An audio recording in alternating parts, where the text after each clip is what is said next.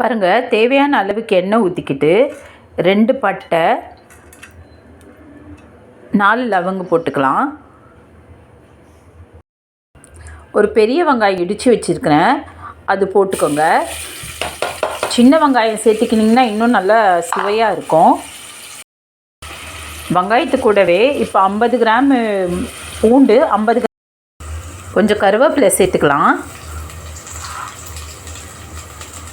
ஒரு 3 பச்சை மிளகா, ஒரு 2 தக்காளி ஸ்லைஸ் பண்ணி சேர்த்துக்கலாம்.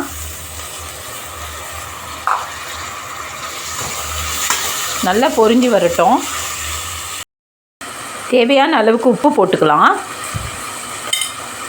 கொஞ்சம் மஞ்சள் பொடி போட்டுக்கலாம். ஏற்கனவே நம்ம கோழி வேக வைக்கும் போது போட்டிருந்தோம். வேக வச்ச கோழி சேர்த்துக்கலாம்.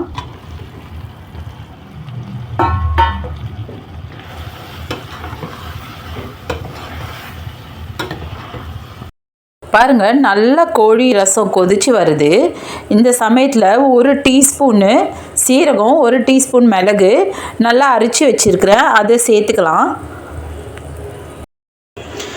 நல்லா மிக்ஸ் பண்ணிவிட்டு ஆஃப் பண்ணிடலாம். நல்லா கமகமன்னு வாசமாக கோழி ரசம் ரெடி ஆகிடுச்சு. கொத்தமல்லி இலை போட்டுக்கின்னு சர்வ் பண்ணலாம். பாருங்கள், எவ்வளோ அருமையாக வந்திருக்குது கோழி ரசம். ப்ரெட்டு கூட நீங்கள் சர்வ் பண்ணலாம். நீங்களும் வீட்டில் ட்ரை பண்ணுங்கள். பிடிச்சிருந்தா லைக் பண்ணுங்கள். தேங்க்யூ.